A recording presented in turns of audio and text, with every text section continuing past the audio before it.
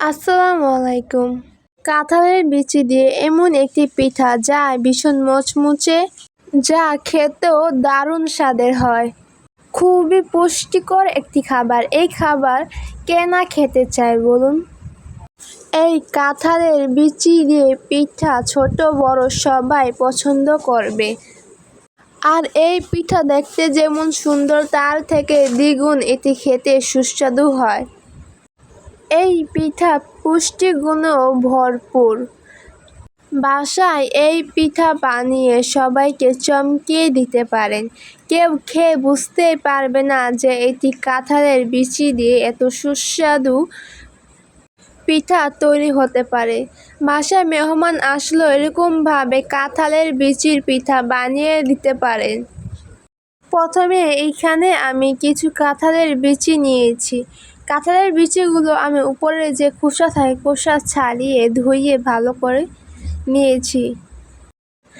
এখন আমি চুলায় একটি পাতিল বসিয়ে পাতিলের ভিতর আমি কিছু পানি দিয়েছি আর কাঁঠালের বিচিগুলো দিয়ে দিব। এখন আমি 30 মিনিটের মতো কাঁঠালের বিচি ভালো করে সেদ্ধ করে নেব। চুলায় বলক উঠে আসলে চুলার আঁচ মিডিয়াম টু লোতে রেখে ঢাকনা দিয়ে থেকে 30 মিনিটের মতো সেদ্ধ করে নেব। আর এখানে আমি দিয়েছি স্বাদ মতো লবণ। লবণ দিলে এর স্বাদটা আরও বেড়ে যায় ও তাড়াতাড়ি বিচি সেদ্ধ হয়ে যায়। দেখতে পাচ্ছেন 30 মিনিট পর আমি কাঁঠালের বিচিগুলো ভালো করে ঝাঁকনি দিয়ে পানি ঝেঁকে নিয়েছি। এখন আমি এই কাঁঠালের বিচির যে উপরে খোসা আছে খোসাটা ছাড়িয়ে নিব। খোসা না ছাড়ালেও হয়, ছাড়িয়ে নিলে এটি সাদা থাকে, দেখতেও সুন্দর লাগে। সেজন্য আমি খোসাগুলো গরম থাকতেই ছাড়িয়ে নিব। এটি ঠান্ডা হলে খোসা ছাড়ানো কষ্ট হবে, সেজন্য আমি গরম থাকতেই খোসাগুলো ছাড়িয়ে নিব। আর আপনাদের বিচি যদি ঠান্ডা হয়ে যায় তাহলে চুলায় একটি পাত্র দিয়ে গরম পানি করে আবারও বিচিগুলো দিয়ে কিছুক্ষণ 5 মিনিটের মতো রেখে তারপর আবারও গরম অবস্থা আপনারা এই চুকলাগুলো ছুলে ফেলতে পারেন। দেখতে পাচ্ছেন কীভাবে উপরের খোসাগুলো ছাড়িয়ে নিচ্ছি। ঠিক একইভাবে উপরের এই খোসাগুলো ছাড়িয়ে নেবেন। একইভাবে আমি সবগুলো ছাড়িয়ে নিব। দেখতে পাচ্ছেন আমার সব কাঁঠালের বিচির খোসা ছাড়ানো হয়ে গেছে। এখন আমি এটি শিল পাতায় একেবারে ভালো করে বেটে নিব যাতে কোনো দলা না থাকে। আর এটি বাটার সময় কোনো পানি দেওয়া যাবে না। আর এটি বাটতে বেশি সময়ও লাগে না, কারণ এগুলো খুব ভালো করে সেদ্ধ করা আসছে। এগুলো হাত দিয়েও নিমিষ করে করা যায়, কিন্তু হাত দিয়ে গলতে দলা থাকে, সেজন্য হাত দিয়ে না করাই ভালো। আর এদিকে চুলায় একটি কড়াইতে আমার আগে থেকে বানানো চিনির শিরা রয়ে গিয়েছিল। সেই চিনি শিরার সাথে আমি আরও আধা কাপ চিনি দিয়েছি। এখন আমি এই চিনির শিরা মিডিয়াম টু লো আছে ভালো করে চিনির শিরা বানিয়ে নেব। এই চিনির শিরা আমি কোনো পানি ইউজ করিনি, সুন্দর করে একটি ক্যারামেল বানিয়ে নেব। আর এখানে আমি একটি তেজপাতা ছিঁড়ে দিয়েছি আর একটি এলাচের মুখ ফাটিয়ে দিয়েছি আর দিয়েছি 2টি দারচিনি। এখন আমি ক্যারামেল বানিয়ে নিব। এগুলো দিলে ঘ্রাণটা খুবই সুন্দর আসে। আমার ক্যারামেল তৈরি করা হয়ে গেছে, দেখতে পাচ্ছি কিছু না আঠালো ক্যারামেল হয়ে এসেছে। এখন আমি 1 কাপ নারিকেল কোরানো দিয়ে দিব। আমার নারিকেল কোরানো ফ্রিজে ছিল, সেজন্য এমন দেখা যাচ্ছে। এখন আমি নারকেল কোরানো দিয়ে ভালো করে ক্যারামেলের সাথে মিশিয়ে নিব আর দিয়ে দিব সামান্য পানি। এই পানি দিলে এই নারিকেল শক্ত হয়ে যাবে না, সেজন্য আমি সামান্য পরিমাণে পানি দিয়েছি। আর পানি যদি না দেওয়া হয় তাহলে এটি দেখা যাবে শক্ত হয়ে যাবে। এখন ভালো করে নিমিষ করা চাল ভাজা দিয়ে দিব। এই চাল ভাজা দিলে এর ঘ্রাণটা খুবই সুন্দর আসে আর খেতে দারুণ স্বাদের হয়। আমি প্রায় আধা কাপ পরিমাণ চাল ভাজা গুঁড়ো করে দিয়েছি। আপনারা চাইলে এই চালের গুঁড়ো নাও দিতে পারেন, কিন্তু এই চালের গুঁড়ো দিলে খেতে দারুণ সুস্বাদু হয়। এখন আমি এই চালের গুঁড়ো দিয়ে খুব ভালোভাবে চুলার আঁচটা মিডিয়াম টু লোতে রেখে চালের গুঁড়ো ভালোভাবে মিশিয়ে নেব। আর মিশিয়ে নিতেই দেখতে পাবেন সুন্দরভাবে এটি ঘন হয়ে এসেছে।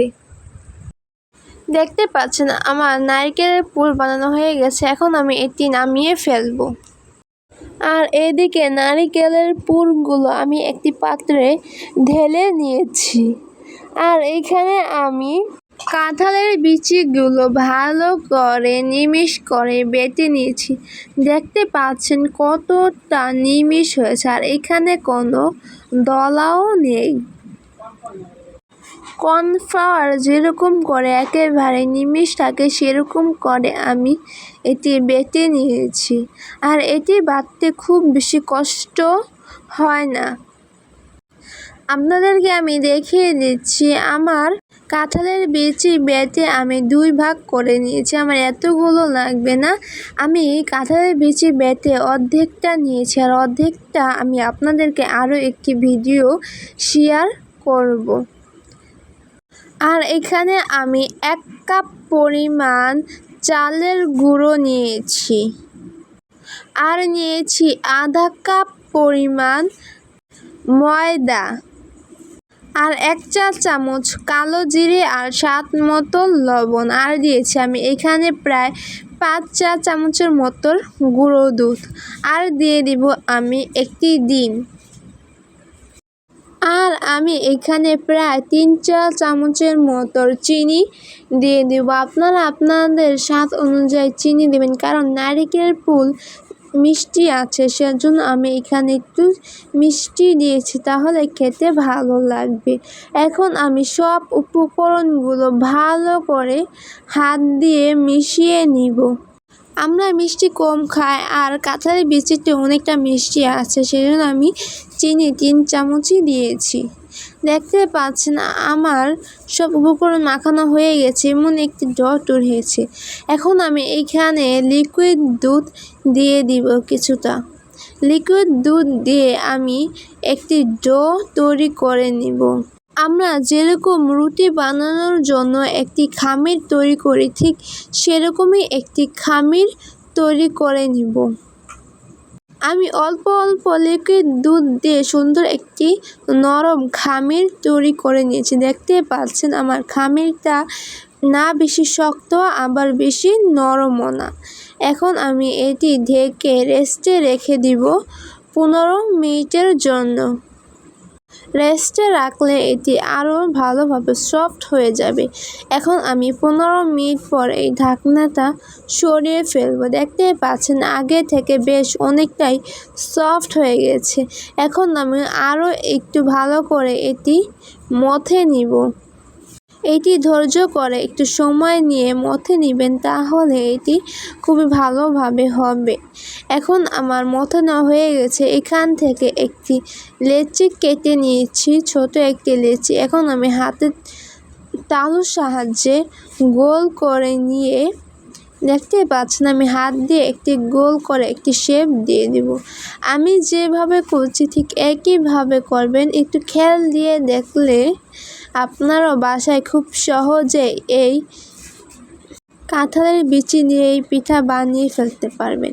এখন আমি নারকেলের পুর দিয়ে ভালোভাবে আবারও গোল করে নিয়েছি। এখন আমি হাতের তালুর সাহায্যে এটি চুক্কো করে একটি শেপ দিয়ে দিব। আপনারা চাইলে গোল করেও বানাতে পারেন, বা আমার মতো এরকম করেও বানাতে পারেন।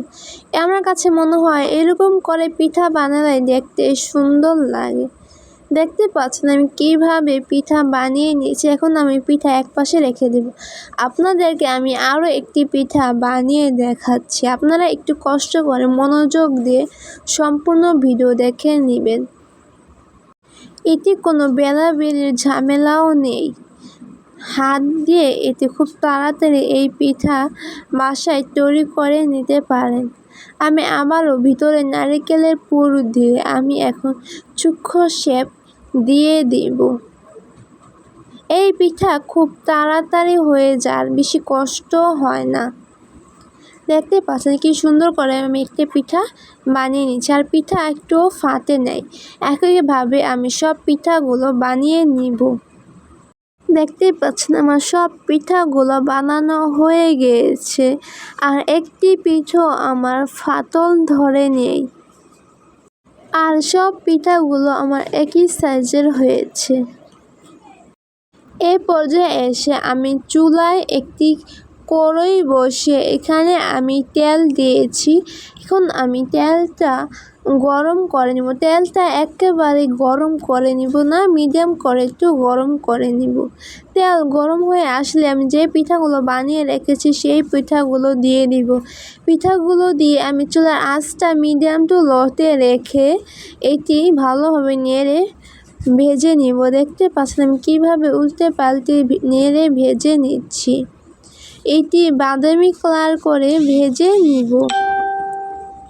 আপনারা দেখতে পাচ্ছেন আমার অনেক পিঠাই ফেটে গেছে, কারণ আমার ডোটা আমার যে কাঁঠালের বিচি দিয়ে খামির তৈরি করছি খামিরটা একটু শক্ত হয়ে গিয়েছিল, সেজন্য এটি একটু ফেটে গিয়েছে। আপনারা খামিরটা একটু নরম করে নেবেন, তাহলে আর ফাটবে না। এখন আমার এই পিঠাগুলো বাদামি কালার করে ভাজা হয়ে গিয়েছে। এখন আমি এগুলো উঠিয়ে ফেলবো। আর আপনারা চেষ্টা করবেন এই পিঠাগুলো বানিয়ে সাথে সাথেই ভাজার জন্য, তাহলে আর ফাটে যাবে না। দেখতেই পাচ্ছেন আমার সব পিঠাগুলো ভাজা হয়ে গিয়েছে। দেখতে যতটা লবণীয় হয়েছে তার থেকে দ্বিগুণ এটি খেতে সুস্বাদু হয়েছে। কেউ খেয়ে বুঝতেই পারবে না যে এটি কাঁঠালের বিচি দিয়ে তৈরি এমন সুস্বাদু একটি মচমচে পিঠা। ছোট বড় সবাই পছন্দ করবে। বাসায় মেহমান আসলেও এরকম পিঠা বানিয়ে দিতে পারেন। এখন থেকে আর কাঁঠালের বিচি ফেলাবেন না। এরকম করে সুস্বাদু ও পুষ্টিগুণে ভরপুর একটি পিঠা বানিয়ে নিতে পারেন। আপনারা চাইলে এই পিঠা কাউকে গিফটও করতে পারেন। আপনারা চাইলে এই পিঠা এয়ারটাইট বক্সে 2-3 দিন সংগ্রহ করতে পারেন। নারকেল দেওয়া, সেজন্য এটি কম সংগ্রহ করে রাখা যায়। এটি খেতে এত পরিমাণে সুস্বাদু হয়েছে আপনাদেরকে বলে বোঝানোর মতন না। এরকম করে বাসায় একবার বানিয়ে বাসার সবাইকে চমকিয়ে দিতে পারেন। ভিডিওটি কেমন লেগেছে কমেন্ট, লাইক অ্যান্ড শেয়ার করতে ভুলবেন না আর সাবস্ক্রাইব করে আমাদের পাশেই থাকবেন। তাহলে এই পর্যন্তই। ভালো থাকবেন, সুস্থ থাকবেন। নেক্সট ভিডিওতে আপনাদের সাথে আবারও দেখা হবে। লাইক অ্যান্ড সাবস্ক্রাইব করতে ভুলবেন না। আর এই ভিডিওটা কেমন লেগেছে কমেন্টে বলে যাবেন আর বন্ধুদের সাথে শেয়ার করে নেবেন।